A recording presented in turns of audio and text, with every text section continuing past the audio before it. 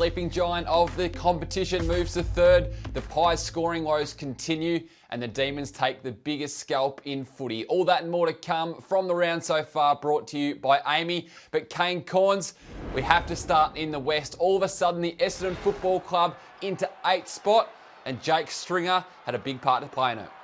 It's been one of the stories of the year, hasn't it? 28 points down they were in the second quarter. They came storming home. In the end, 16 scoring shots to 27, so they could have put this game away earlier. They kicked 3-7 in the last quarter.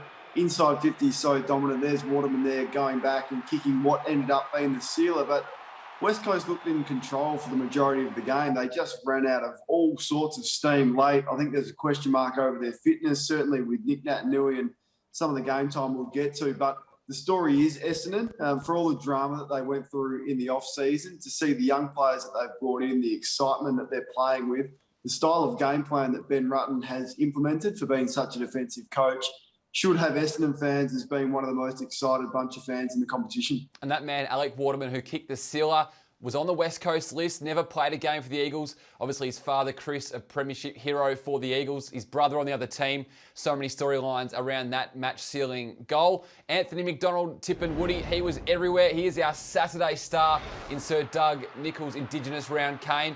Gee, it was exciting to watch tonight.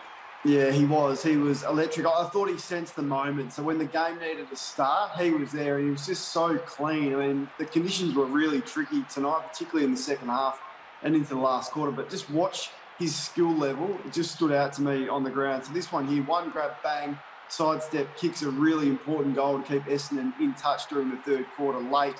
I wondered how they kicked their goals at the start of the year, the Bombers, losing Fantasia, who's a goal kicker, losing Danaher, who's been a premier goal kicker. Now they've got options. I mean, Hooker's held down the key position post really well. Stringer, when he's played, has been in good form, and their mids kick goals, and Tipper tonight was rightly our Saturday star. I thought he was the player who stood out above the rest tonight. Darcy Parish had 36 disposals tonight. Zach Marrett was everywhere for the Bombers. Do you think this is the sort of result that might sway his mind into staying now, having seen the growth of these young kids?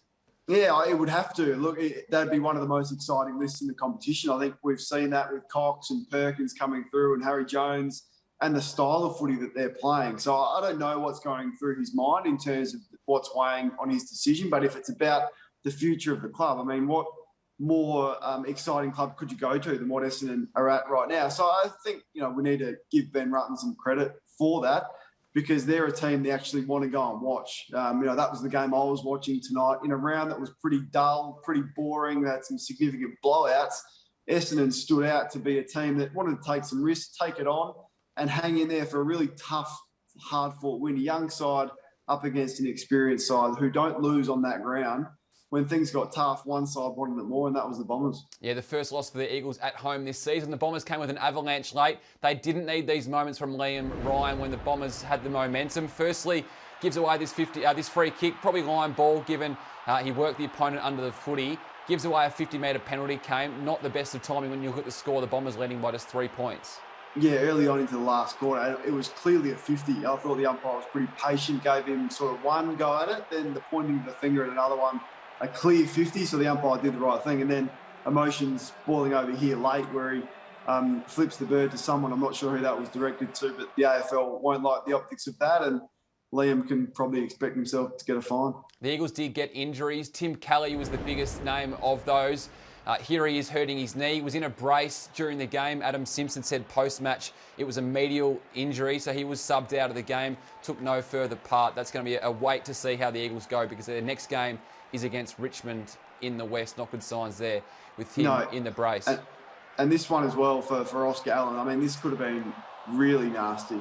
So thank goodness there's no spinal damage here. When you look at this, it could have been severe. He got straight back up, so full credit to him. But he was subbed out also at half-time with concussion, so he'll miss the 12 days. So two players that they could ill afford to lose, particularly when they went in underdone. I mean, Elliot Yeo was always on a minutes restriction.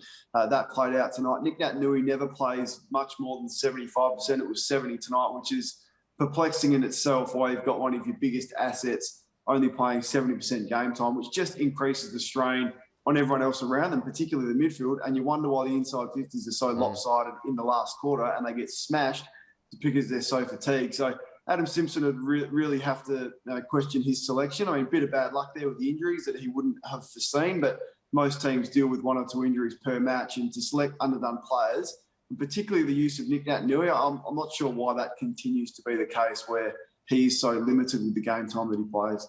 Up to the Gabba we go next, Kane. The Lions, they're on this run. They're almost the sleeping giant of the competition at the moment. They're doing it without Lachie Neale, and their first quarter today was absolutely remarkable. Oh, they just went bang, kicked the first 6 of the game. They won 6 in a row, the Lions. I think they're playing a selfless style of football. They don't really care who kicks the goals. I think their midfield has significantly lifted.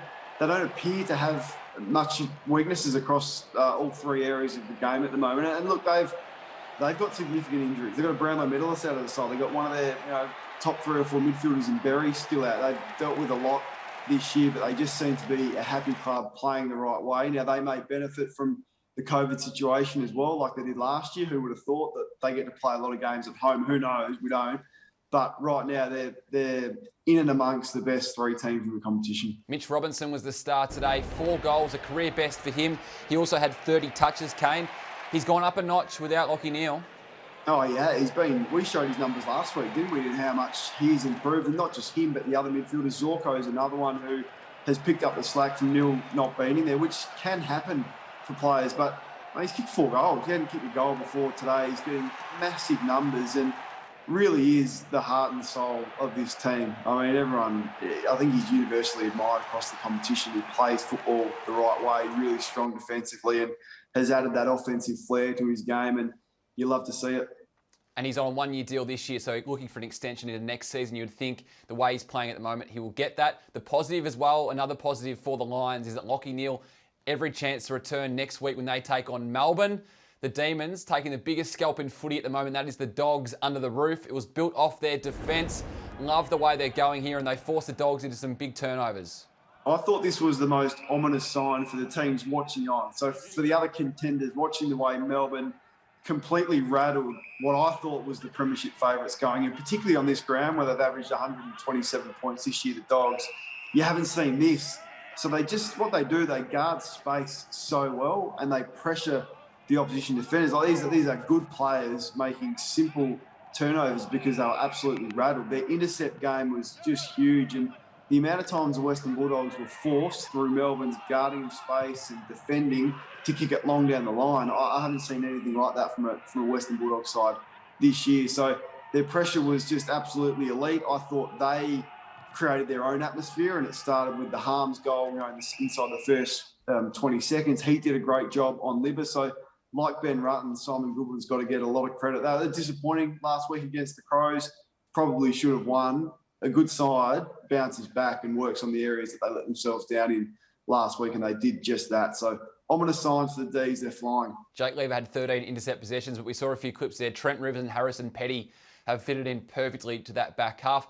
Just want to look at the heat maps of the game up until 3/4 time. So this is where the most of the possessions are coming from, Kane. You spoke about the Demons and the way they were able to defend the Dogs. Looking here, the Dogs are pushed wide on the ground, the Demons going more through the corridor. So it's maybe something for teams to consider more when they do defend the Dogs. Obviously, the Demons being able to work through the midfield there. So something to consider in the coming weeks. We get to the Aami clangers next, and the umpires this year, they've been in the wars this season. We've seen goal umpires getting bowled everywhere. This umpire here, and the field umpire, Kane, falls over his own feet. Cullen Ward doesn't mind. He goes and dobs a goal. Yeah, I'm not sure what he tripped over. A black hole. It was his foot there that he tripped over. I reckon the umpire's getting tougher, though. So if we have a look at this one, the goal umpire gets cleaned up, takes his legs out from underneath him, bounces straight back up and makes the decision.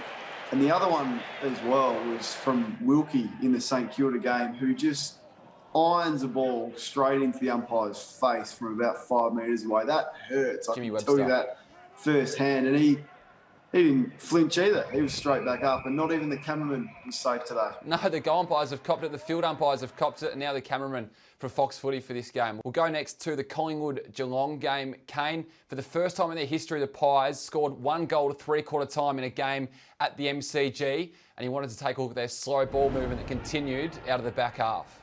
Well, they played the worst style of football in the competition, and no wonder no Collingwood fans want to go and see that. They weren't able to today, but who would want to see that? There's the options down the ground. Their first instinct is always, particularly in defence, it's short and it's wide.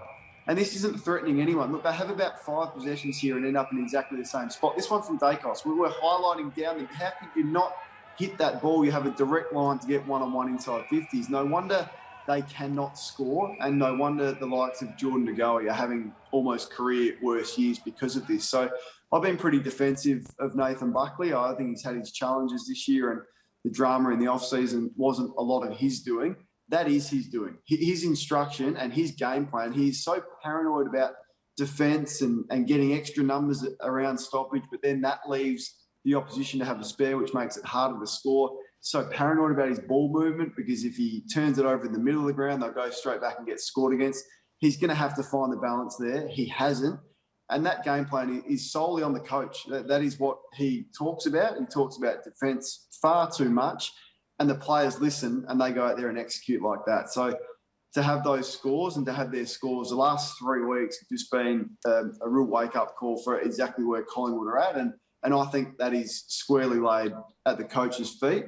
And that's where, being out of contract, you'd start to get a little bit nervous if they keep serving that up. Yeah, well, they've well behind the ledger now. You spoke about this season in the last 3 weeks. It actually dates back to the start of last year. Riley Beveridge wrote a story on afl.com.au about the quarters for teams with 1 goal or none since the start of last year. Only North Melbourne are worse than the Pies. Which is alarming, really, because if you look at the talent differential between North Melbourne and what they've got at their disposal compared to Collingwood. So Collingwood and Essendon at the start of the year, you probably would have had them on even sort of billing. Essendon rebuilding on the run, Collingwood sort of starting to think about that, but their elite talent is about the same. Look at the difference in game style and the excitement and the buzz around these two sides. It couldn't be a bigger contrast from what we're seeing. So, yeah, I just think it's just an ordinary way to be playing your football. And I don't criticise any Collingwood fan who doesn't want to turn up and see that. To give them some credit, they did come late, but it was all too late for that game. Geelong pretty much had the game iced at halftime or early in the third quarter. It was largely due to 2 guys who turned 33 this season, Tom Hawkins and Joel Selwood. They've been doing it for a long time. Again, among the Cats' best today.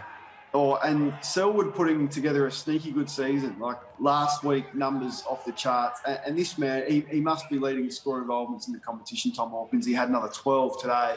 He is just, I spoke about Mitch Robinson being universally admired. Well, Hawkins is a genuine star. He's going to be in the Hall of Fame as soon as he retires. So we know how good he is, but he plays footy the right way, gets his teammates involved. He's as happy when his teammates kicks a goal as what he does. And in the big moments like we saw today late, look, that doesn't even look like missing. So, a couple of years ago, he had the back issue and we were questioning how much footy does Tom Hawkins have left. The sign of a great player is when they play better into their 30s. Not saying he's in career best form, but he's certainly a massive worry for the opposition. And Selwood's just one of the best captains I've ever seen. The Cats 8-3 now. They did it today with Selwood leading that midfield. No Guthrie, no Dangerfield, and no Mitch Duncan. So the other mid stepped up.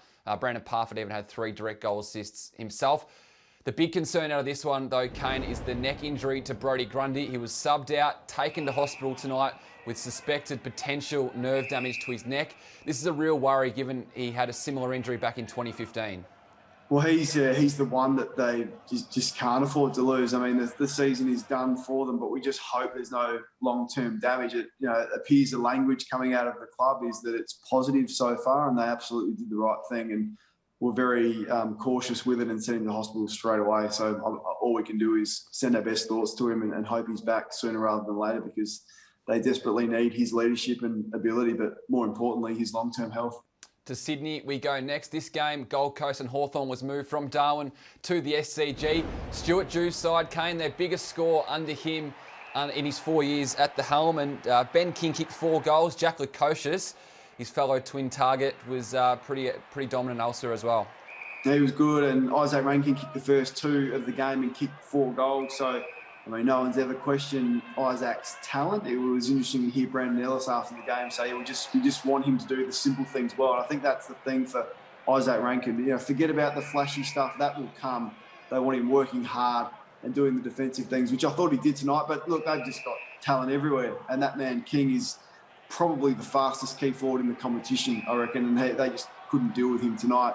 And they did what they needed to do. Look, did we learn anything about the Gold Coast tonight? No, we didn't, because their opposition is one of the poorest sides in the competition. Just on Hawthorn, there's not a lot to look forward to for the Hawks. Unfortunately, I've been strong on this, that they're the team furthest away or farthest away from winning a premiership in the competition. And really the only things to get excited about for Hawks fans is Sean Burgoyne's 400th game coming up.